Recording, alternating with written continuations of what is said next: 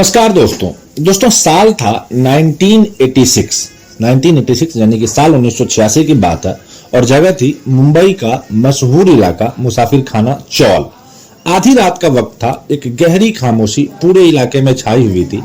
एक गुप्त मिशन की थी और इस बार मुंबई पुलिस यानी बंबई की पुलिस का इरादा बहुत साफ था कि दाऊद इब्राहिम को उसके ही गढ़ से पकड़कर ले जाना। दाऊद इब्राहिम वो नाम जो अब हर किसी की जुबान पर था, जो हर आम और खास की जिंदगी में खौफ की एक लहर की तरह घुल चुका था। यह वही दाऊद था जिसने खुद को बंबई के अंडरवर्ल्ड के दुनिया का डॉन बना लिया था। पुलिस का मिशन इस बार आसान नहीं था। जब पुलिस जानती थी कि दाऊद को पकड़ने के लिए किसी भी तरह की चूक नहीं होनी चाहिए।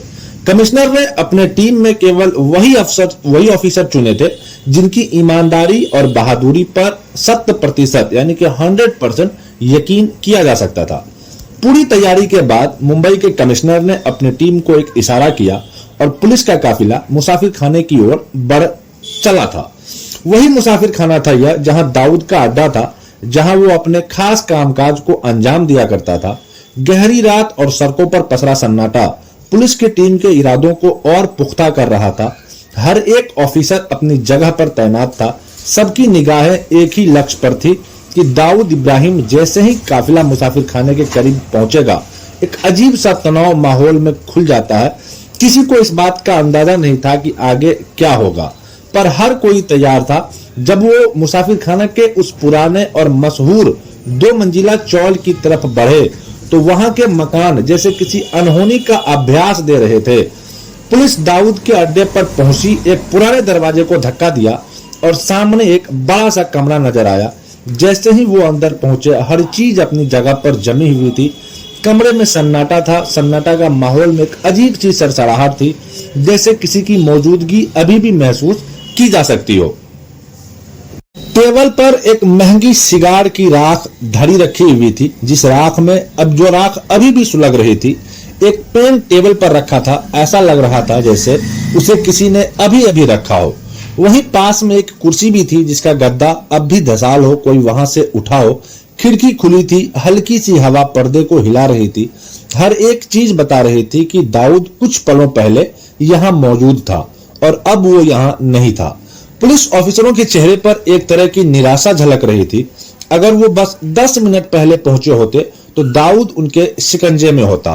वो 10 मिनट की देरी उसके पूरे मिशन पर भारी पड़ चुकी थी।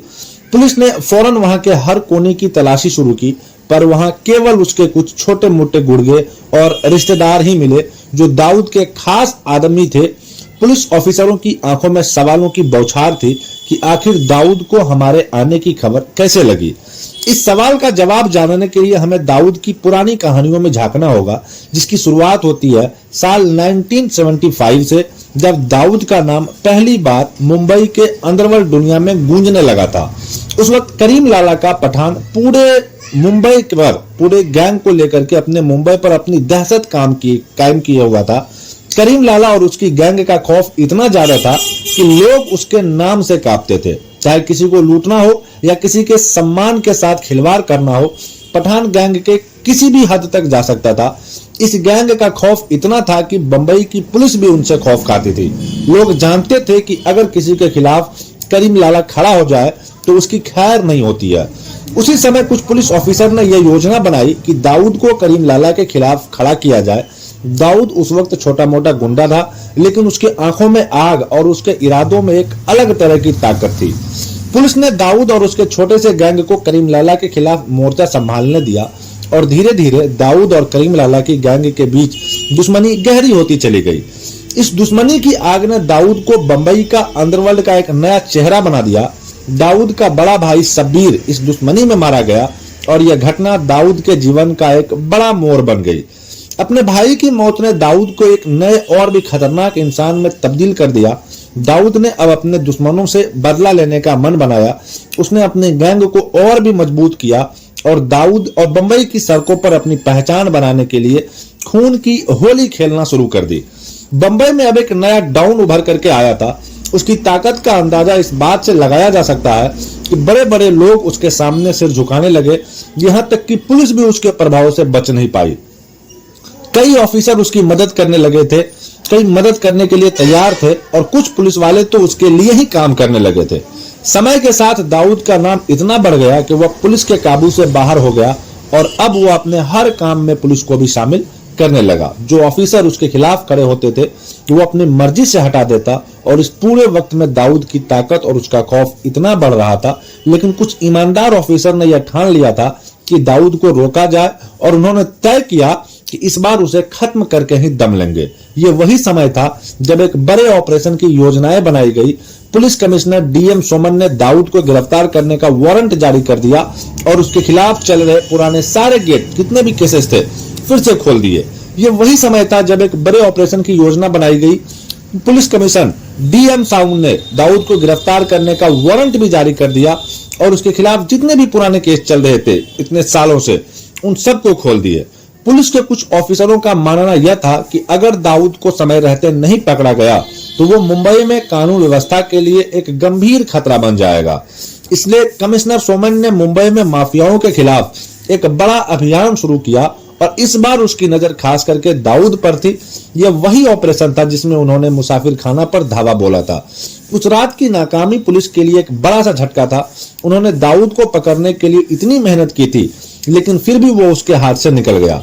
इसके बाद एक हाई लेवल की मीटिंग हुई जिसमें ऑपरेशन की असफलताओं पर चर्चा हुई। सबके मन में एक ही सवाल था कि आखिर दाऊद को हमारे ऑपरेशन का पता कैसे चला।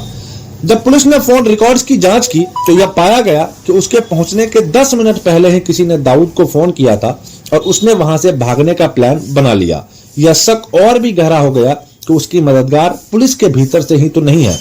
बंबई से दिल्ली और फिर वहां से दुबई निकल गया वो, जबकि बंबई पुलिस के पास उसका पासपोर्ट भी था।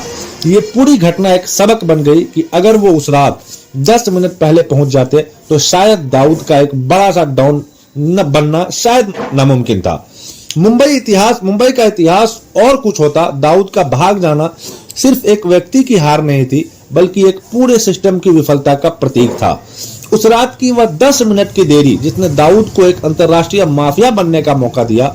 इसी वक्त पुलिस ने कुछ अधिकारियों को यह एहसास हुआ कि मामला सिर्फ एक माफिया को पकड़ने का नहीं था बल्कि मुंबई की पूरी व्यवस्था पर सवाल उठाने का था। दाऊद का भागना इस बात का संकेत था, इस बात को इशारा कर रहा था कि अपराध और सत्ता के बीच की दीवार दरारों से भरी थी। वो 10 मिनट की देरी जिसने एक पूरे शहर के कानून को असहाय बना दिया। पुलिस और नेता के बीच के रिश्ते पर सवाल उठने लगे। उस समय एक सीनियर नेता का नाम भी उभर करके सामने आया था। अफवाह थी कि कमिश्नर ने ऑपरेशन से पहले उस नेता को जानकारी दी और उसी ने शायद दाऊद को खबर पहुंचा दी। हुसैन जदी के खिताब डोंगरी टू मुंबई में इसका जिक्र भी मिलता है, जहां इस बात की पुष्टि होती है कि दाऊद की पकड़ से बुचरखाने में कहीं न कहीं राजनीतिक हस्तक्षेप का हाथ था और अगर इस एक राजनीतिक दबाव का सामना न करना पड़ता तो शायद उस रात का अंत कुछ और होता। बंबई में अब एक नया डर पैदा हो चुका था दाऊद का भाग जाना एक ऐसे डॉन का उदय था जो अब दुबई से अपने कामकाज को अंजाम देने वाला था। बंबई की गलियों में उसकी दहशत पहले से भी बहुत ज्यादा फैल चुकी थी। अब सिर्फ एक नाम नहीं बल्कि बंबई के अंडरवर्ल्ड का एक ब्रांड बन गया था। उसकी पहुंच अब सिर्फ बंबई तक ही सीमित नहीं थी बल्कि वह अंतर्राष्ट्रीय अपराध जगत का हिस्सा बन गया था। हर किसी के मन में यही सवाल था कि अगर उस रात मुंबई पुलिस समय पर पहुंचती, अगर वह उस 10 मिनट की देरी न किया होता तो क्या दाऊद का भागना रुक सकता था? क्या बंबई का इतिहास कुछ और होता? यह 10 मिनट की देरी पुलिस के पूरे मिशन पर भारी पड़ गई। उस सिस्टम की नाकामी थी जहां एक अपराधी को पकड़ने में कुछ ही मिनटों की कमी ने उसकी कहानी को दुनिया भर में फैलने का मौका दे दिया। दाऊद अब सिर्फ एक आदमी नहीं रहा, वो एक ऐसी शख्सियत बन गया जो कानून की पकड़ से बाहर थी। अगर वो उस रात पकड़ा जाता तो शायद बंबई का अंडरवर्ल्ड का एक अलग ही दिशा में मुड़ता। उस रात ने मुंबई को एक नई कहानी दी और दाऊद इब्राहिम को दुनिया के सबसे कुख्यात माफिया का ताज। उस रात की 10 मिनट की देरी सिर्फ एक रात की कहानी नहीं थी, वह एक व्यवस्था की कमजोरी, एक कानून की कमजोरी और एक देश की मजबूरी थी। इसी तरह मुंबई की उस काली रात की दास्तान समाप्त होती है कि एक रात जिसने शहर के सबसे बड़े खलनायक को पकड़ने का मौका गवा दिया और इतिहास को एक अलग मोड़ पर ला करके खड़ा कर दिया। पुलिस की हिम्मत और हौसला अपने चरम पर थे। हर कदम पर रणनीति का जाल बिछा हुआ था, लेकिन चंद बलों की देरी व मौका हमेशा के लिए छीन लिया। यही थी मुंबई की वो आखिरी रात की कहानी दाऊद इब्राहिम के साथ, जिसने दाऊद इब्राहिम को दाऊद इब्राहिम बनाया, अंडरवर्ल्ड का डॉन बनाया। आई होप कहानी आपको समझ में आ गई होगी कि दाऊद इब्राहिम के साथ उस आखिरी रात मुंबई में क्या हुआ था। बाकी वीडियो अगर पसंद आए तो अपने दोस्तों के साथ शेयर और वीडियो को लाइक करके ही जाइएगा। चैनल पर अगर नए हैं तो जाते जाते चैनल को सब्सक्राइब कर बेल आइकन जरूर से प्रेस कर दीजिएगा। हम जल्दी मिलते हैं आपसे किसी और कहानी में किसी नए फैक्ट के साथ। तब तक के लिए हमें अलविदा कीजिए। जय हिंद, जय भारत।